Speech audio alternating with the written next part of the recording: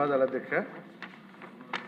Visakhapatnam south నియోజకవర్గంలో మేజర్గా ఒక ఇష్యూ ఉంది అధ్యక్ష, ఎండోమెంట్ ఇష్యూ అధ్యక్ష. గతంలో కూడా నేను ముఖ్యమంత్రి గారి దృష్టికి అలాగే ఎండోమెంట్ మినిస్టర్ గారి దృష్టికి కూడా తీసుకురావడం జరిగింది అధ్యక్ష.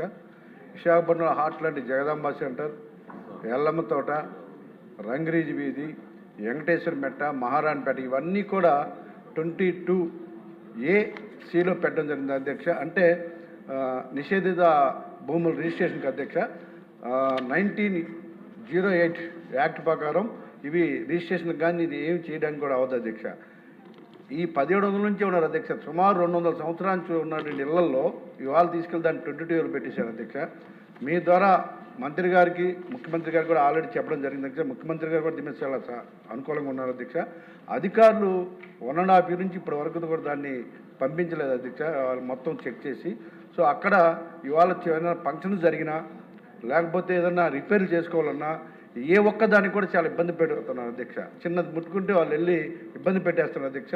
దయచేసి మీ ద్వారా మంత్రి గారికి అలాగే ముఖ్యమంత్రి గారు కూడా తెలియజేయడం ఏంటంటే అధ్యక్ష, దీన్ని వీళ్ళంత తొందరగా ఆ రికార్డు తెప్పించుకొని అన్ని సమస్యలు వేరు అధ్యక్ష. ఇవాళ 10 రిజిస్ట్రేషన్లు, 20 రిజిస్ట్రేషన్లు, 30 రిజిస్ట్రేషన్లు కూడా ఉన్నాయి అధ్యక్ష. అవి వాళ్ళు చేసింది తప్పేం లేదు కదా అధ్యక్ష. సో అది వాటి నుంచి తొందరగా ఆ నిషేధ భూములు రిజిస్ట్రేషన్ తప్పించి వాళ్ళు రిజిస్ట్రేషన్ చేసుకునే అవకాశం కల్పించాలని చెప్పేసి మీ ద్వారా తెలియజేస్తున్నాను అధ్యక్ష.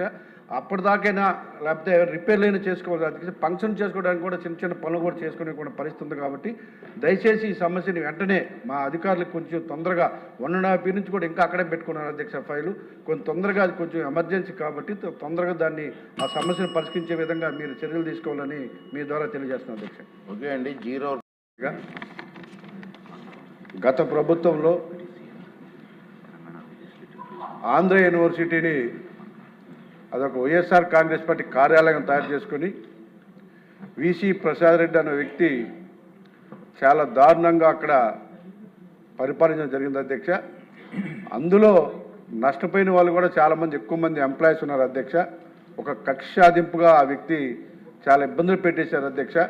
గతంలో కూడా లోకేష్ గారికి మేము చాలా చెప్పాం, ఆయన కాగడాల మీద కఠినంగా చర్యలు తీసుకోవాలి, మళ్ళీ ఎవరు కూడా అలా చేయకూడదు అన్న విషయం చెప్పాం అధ్యక్ష.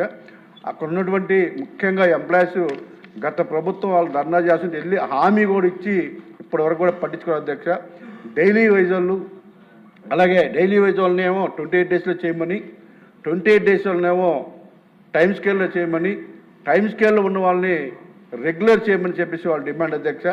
మీరు మంచి మనసుతో ఎక్కడ లోకేష్గా ఉన్నారు కాబట్టి ఆ విధంగా చేస్తే జీవితకాలం వాళ్ళు గుర్తుపెట్టుకుంటారు అధ్యక్ష.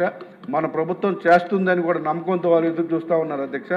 దయచేసి మీ ద్వారా మంత్రి గారికి తెలియజేస్తాను, వాళ్ళ మేజర్ సమస్య అధ్యక్ష. ఆ సమస్య తీరితే ఏలు చాలా హ్యాపీగా ఉంటుంది అధ్యక్ష. వాళ్ళు చేయని పని మనం చేసి చూపించాలని మీ ద్వారా మనస్ఫూర్తిగా కోరుకున్నాను. నాకు మంచి మనసు కాదు, లోకేష్ గారికి మంచి మనసు ఉండాలి.